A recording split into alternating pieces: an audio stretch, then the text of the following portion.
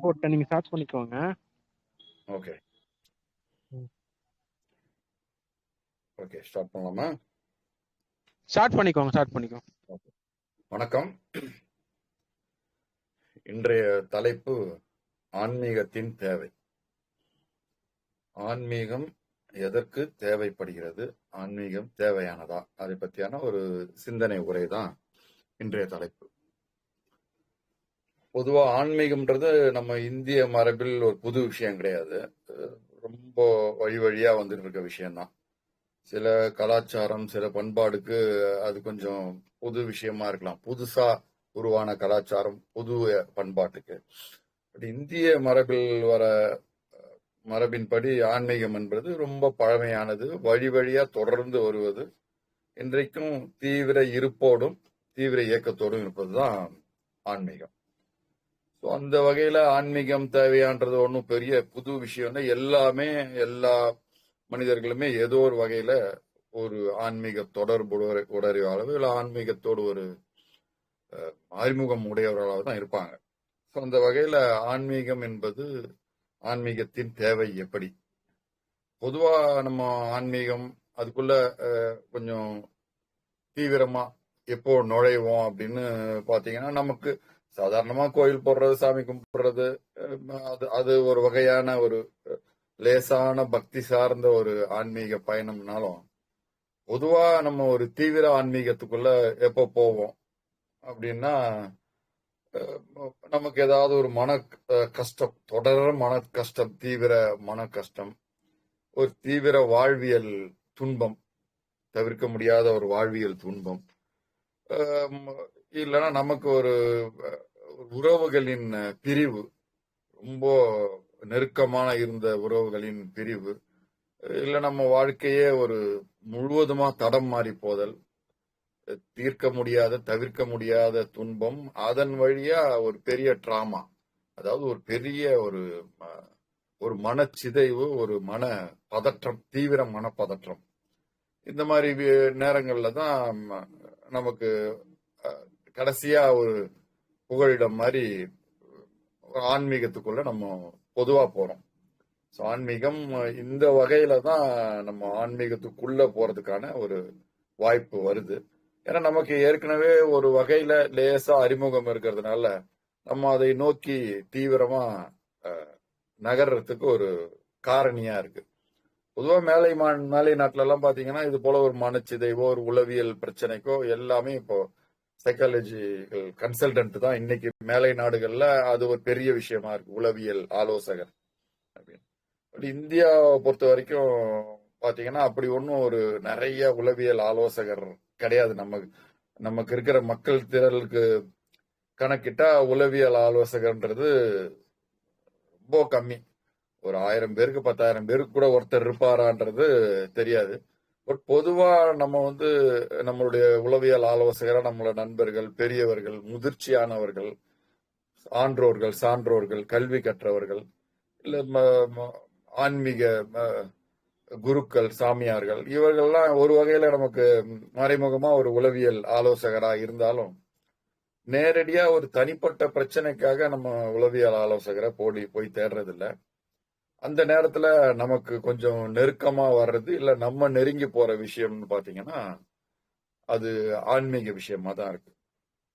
அப்படிதான் ஒரு மனுஷனுக்கு ஒரு ஆன்மீகத்தினுடைய தேவை, அதன் முக்கியத்துவம் தெரியுது. சாதாரணமா அதனோட ஒரு வழியா அம்மா அப்பா சொல்லி கொடுத்து, தாத்தா பாட்டி சொல்லி கொடுத்து சாமி கும்பிடுறது, கோயிலுக்கு போறது, ஒரு மதத்தினுடைய ஒரு முறைகளை கடைபிடிப்பது இப்படின்னு இருந்தாலும், ஒரு தீவிர ஆன்மீக தேடுதலுக்குள்ள போறது இந்த மாதிரி சூழ்நிலை தான்.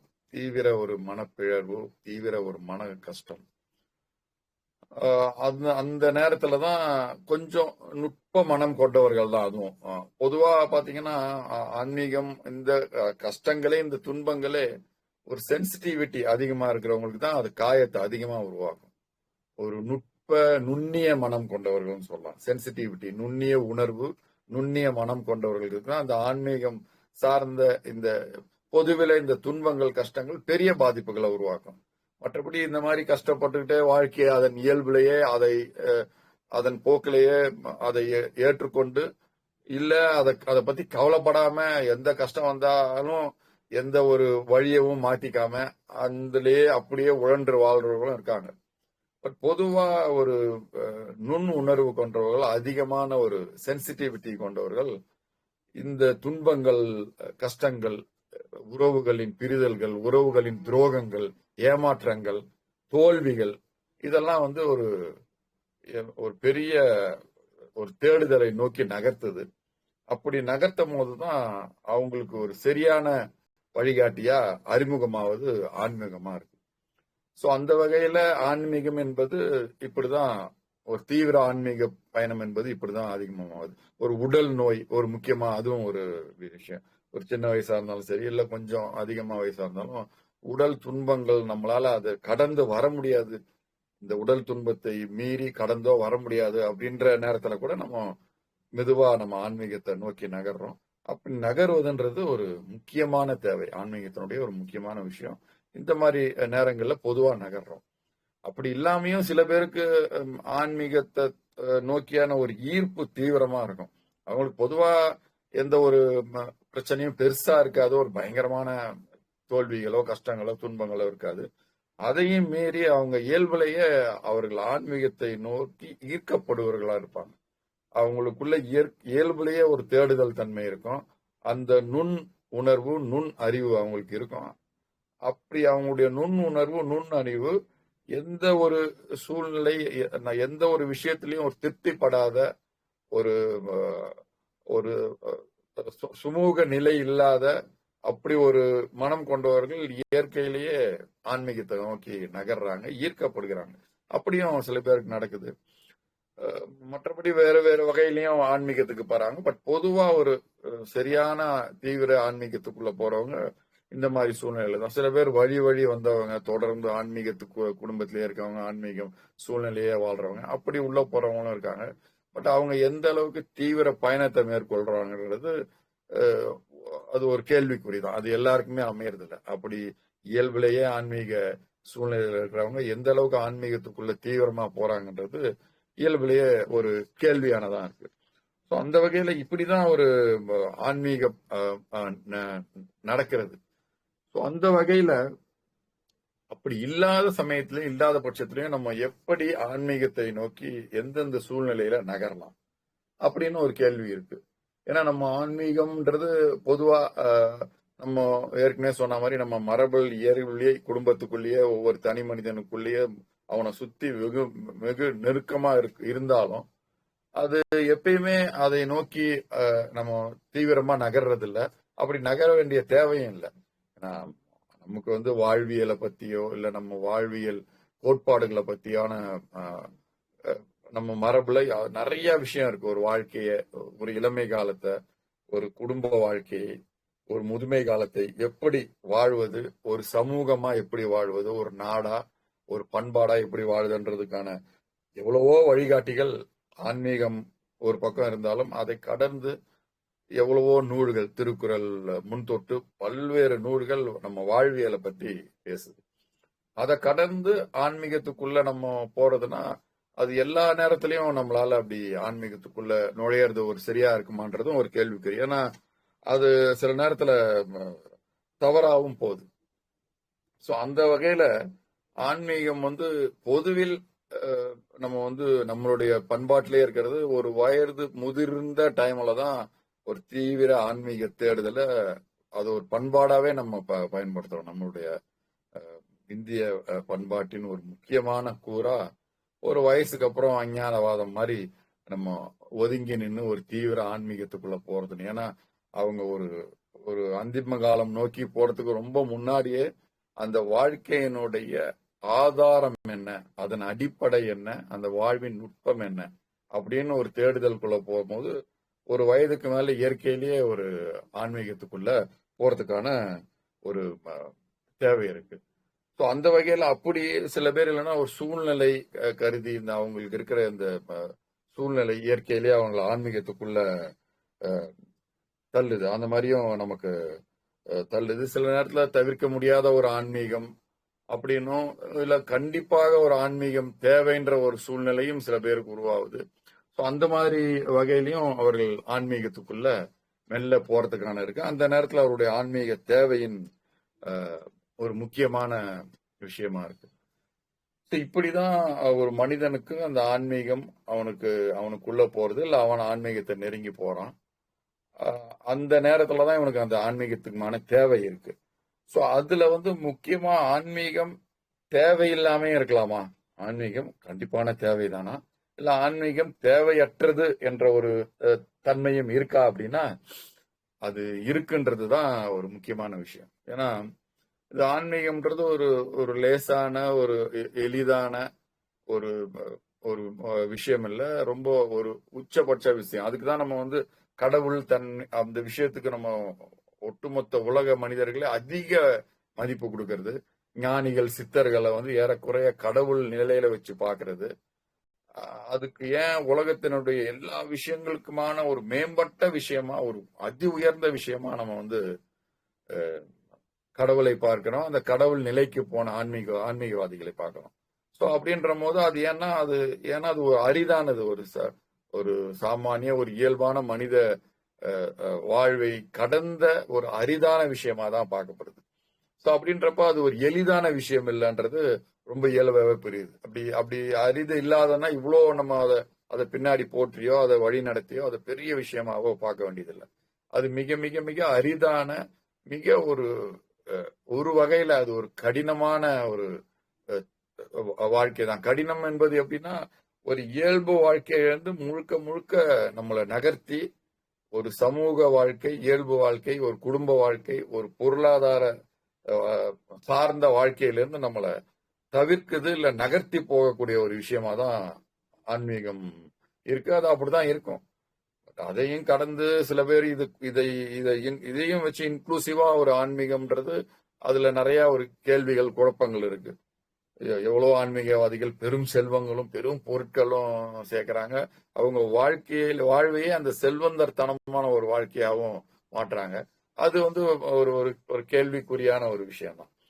நாம் அறிந்த வகையில வெகு உயர்ந்த ஞானிகளா நம்ம இன்னைக்கு போற்ற எவ்வளவோ ஞானிகள், ரமண மகரிஷியா இருந்தாலும் சரி, இல்ல ஸ்ரீரடி சாய்பாபா இருந்தாலும் சரி, இல்ல பல்வேறு ஞானிகள் தான் ரொம்ப எளிய வாழ்க்கையை வாழ்ந்தவங்க. ரொம்ப சாதாரணமா ஒரு சாமானிய மனிதன், ஒரு ஒரு கீழ்மட்ட ஒரு நடுத்தர சாமானிய மனிதன் எப்படி வாழ்ந்தாங்களோ அப்படி ஒரு இயல்பான வாழ்க்கை வாழ்ந்தவங்க. ஆனா அவங்க ஒரு உயர் ஆன்மீக நிலையில இருந்தாங்க. அந்த மாதிரி தன்னுடைய நிலையை ஒரு பொருளாதாரம் சார்ந்த அந்த உயர்நிலைக்குள்ள போல. ஸோ அந்த வகையில அந்த ஆன்மீகம்ன்றது நம்ம தேவையில்லாதது. எந்த நேரத்துல அதை நம்ம ரொம்ப தீவிரமாகவும் அதை நம்ம கடைபிடிக்க வேண்டிய தேவை இல்லைன்றது ஒரு முக்கியமான ஒரு பார்வையா தான் இருக்கு. அதையும் நம்ம தவிர்க்க முடியாத ஒரு விஷயமா இருக்கு. ஏன்னா அதுக்குள்ள நம்ம தீவிரமா போகும்போது அதன் விளைவுகள் ஒரு குடும்பம், ஒரு முக்கியமா ஒரு நிறைய ஆன்மீகம் தேடுறவர்கள், நிறைய பேர் ஆன்மீகத்தின் பின்னாடி ஆன்மீக பயணம் போறவங்க பாத்தீங்கன்னா ஒரு பெரிய பொருளாதார ஒரு தோல்வியோ, பொருளாதார ஒரு பின்னடைவுலயோ இருப்பாங்க. ஆனா அவங்க அதையும் மீறி ஆன்மீக பயணத்துக்குள்ள இருப்பாங்க. ஆனாலும் அந்த பொருளாதார பின்னடைவுன்றது அவங்க வாழ்வைய, அவங்க மனதை, அவங்க உள்ளத்தை ஒரு தீவிர பாதிப்புக்கு உள்ளாக்கும். அதுக்கு நேரடியாவே அந்த பொருளாதாரத்தை தேடி போகலாம் அதுக்கு. பட் அதை தவிர்க்கிறோம்ன்ற ஒரு ஒரு பாவனையில ஒரு ஒரு ஒரு பொய்யான ஒரு தன்மையில அவங்க அதை தவிர்க்கிறதுக்கு ஆன ஒரு பல்வேறு வழிகளையும் அவங்க துன்பத்தையும் நம்ம அனுபவிக்கிறாங்க. அப்படின்றப்ப அதை கொஞ்சம் கவனமா பார்க்கணும். ஒரு பொருளாதாரம் ரொம்ப மலிந்து பொருளாதார கஷ்டம் துன்பப்படுகிற ஒரு நிலையில போனாலும் சரி, இல்ல நம்மளை சூழ்ந்து இருக்கிற ஒரு குடும்பம், நம்மளை நம்பி இருக்கிற மனிதர்கள், சமூகம், அவங்க நம்ம பிரிவின் வழியா இல்ல நம்ம ஆன்மீகத்தின் போற வழியா அவர்களுக்கு நம்மளால் ஏற்படுகிற துன்பமா இருந்தாலும் சரி, இல்லைன்னா நம்ம இன்னும் ஒரு பல வகையில ஆன்மீகம் பண்றோன்ற பேர்ல ஆன்மீகத்தின் வழியா ஏதாவது பொருள் கிடைக்குமா, ஆன்மீகத்தின் வழியாக ஒரு ஒரு சமூகம் கிடைக்குமா, ஒரு உறவுகள் ஏற்படுமான்ற அது ஒரு ஆபத்தான பார்வை. இப்படி சூழ்நிலைக்கெல்லாம் ஆன்மீகம்ன்றது ஒரு தவறான ஒரு ஆபத்தான தன்மையா இருக்கும். எல்லா நேரத்திலயும் ஆன்மீகம் தேவைன்றது இல்ல. ஆன்மீகம் தேவை தேவைப்பட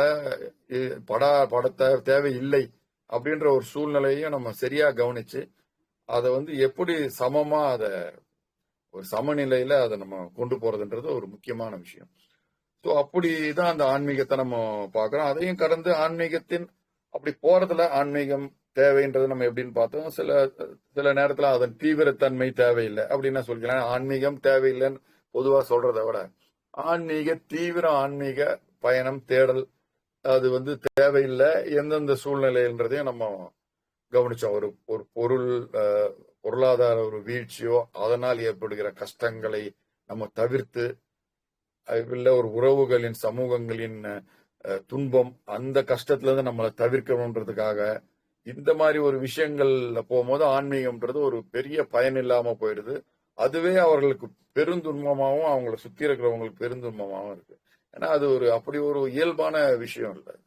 அந்த சமநிலை தெரியலனாலே அவங்க அந்த ஆன்மீகத்தினுடைய சரியான கூரை அவங்க சரியான டைமென்ஷன்ல பார்க்கல அப்படின்னு தான் அர்த்தம். அந்த சமநிலை அவங்க அதை கடந்து அவங்க வெகு தீவிரமா அதுல இயங்கினா அதுவும் பரவாயில்ல. அப்படி இல்லை, இதுல ஆத்துல ஒரு கால் சேத்துல ஒரு கால்ன்ற மாதிரி குடும்பத்திலையும் ஆன்மீகத்துல இல்ல பொருளாதாரத்தை பத்தி கவலைப்படாம பொருளாதாரத்துக்காக பின்னாடி போய்கிட்டு அதுப்பையும் ஆன்மீகம் இப்படி ஒரு சமநிலையற்ற தன்மையில இயங்கும் போது தான் ஒரு ஆன்மீகம்ன்றது அந்த தீவிரத்தன்மைன்றது நமக்கு தேவையில்லைன்ற ஒரு பார்வையும் நம்ம கவனிக்க வேண்டியதா இருக்கு. இந்த மாதிரி பல காரணம் இருக்கு.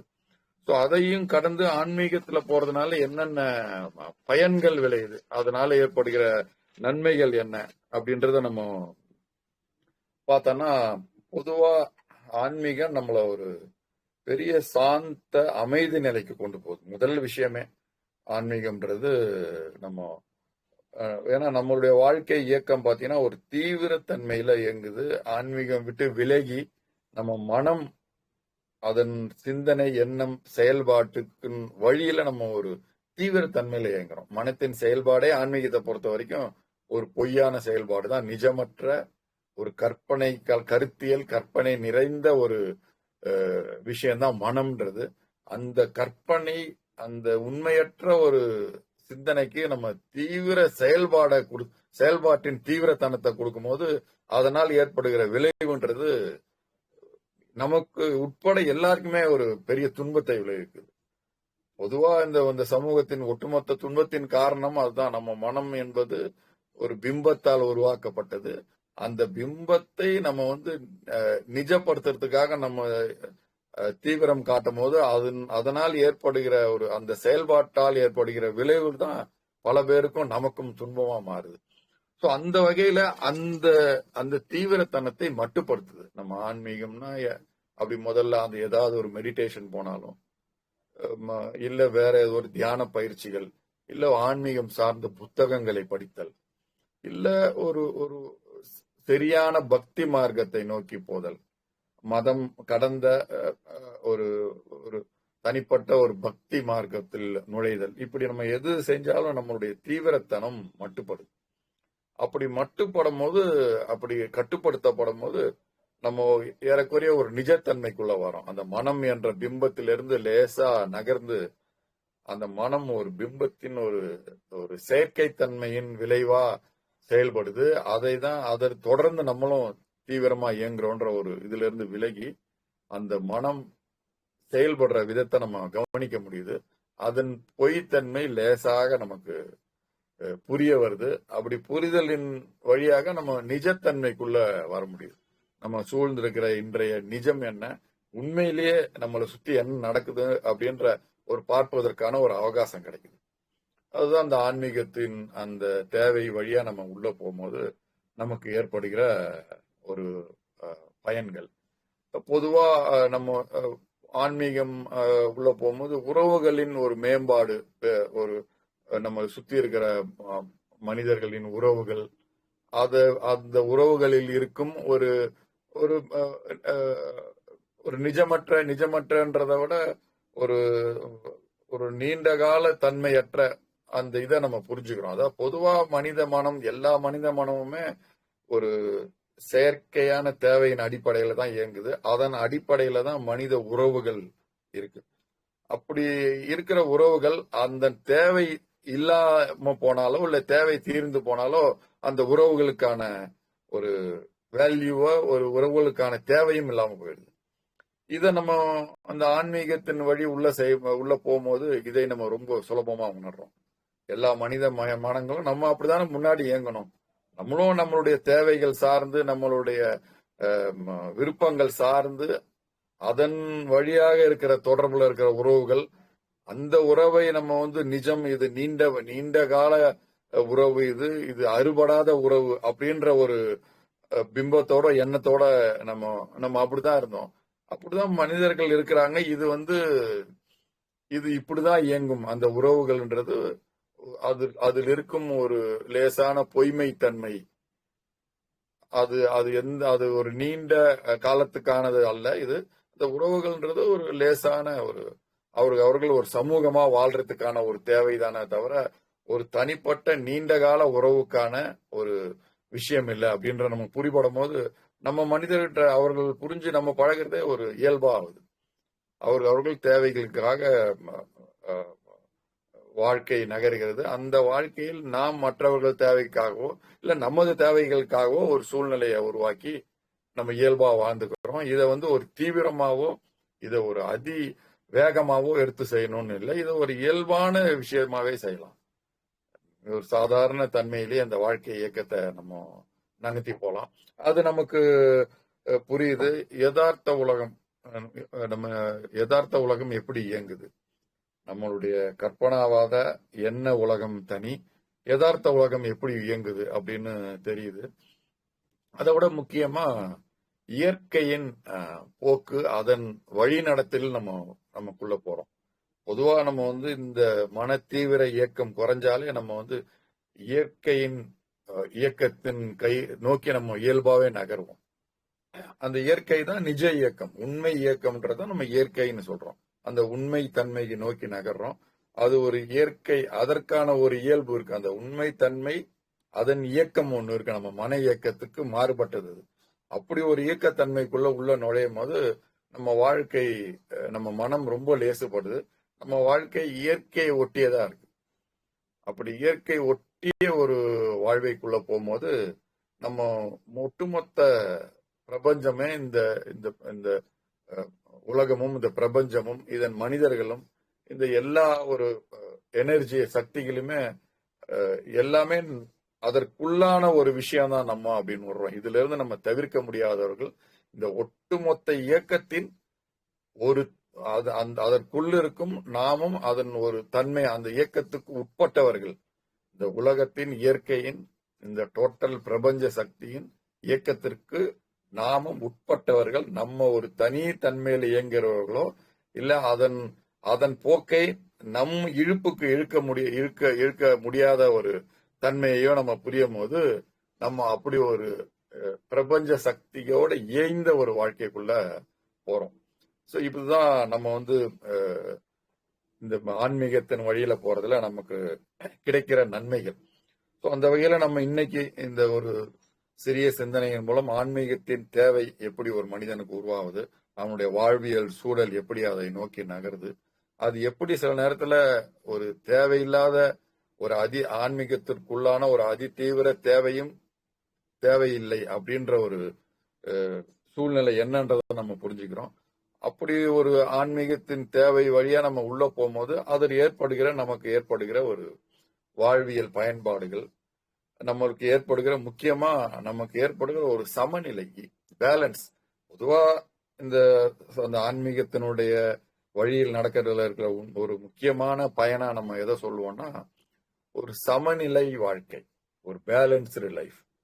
அந்த பேலன்ஸ்டு எதுக்கான பேலன்ஸ் அப்படின்னா நம்மளுடைய உணர்வு, அறிவு, உடல், இது 3 முக்கியமான தன்மைகளுக்கான ஒரு சமநிலை. ஏன்னா பொதுவா இன்றைய சமூகம் எல்லா வகையிலையும் ஒரு சிக்கலுக்குள்ளேயும் ஒரு கஷ்டத்துக்குள்ளேயும் இருக்கிறதுக்கான காரணம் என்னன்னா ஒரு தீவிர உணர்வின் வழியா இயங்குற ஒரு சமூகம்.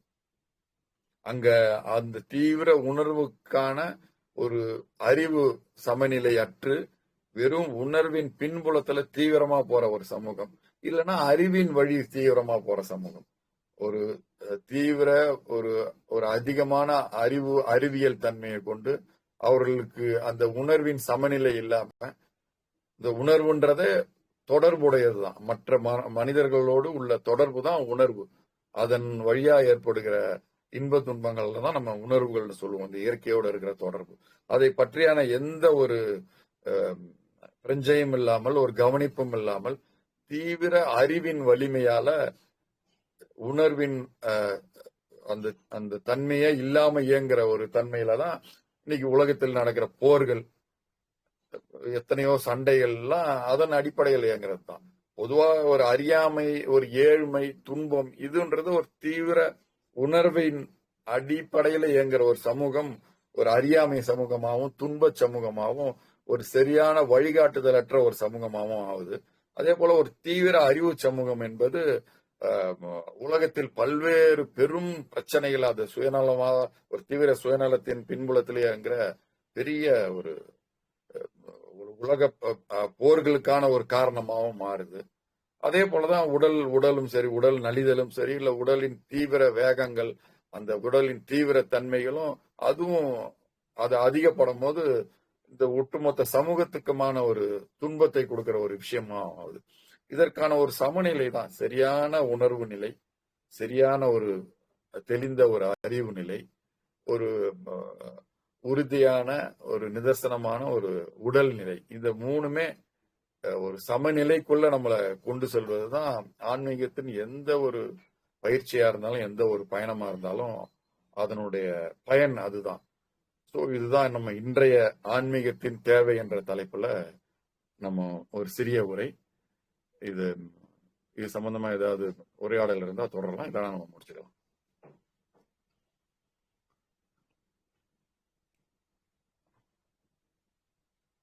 பாலா.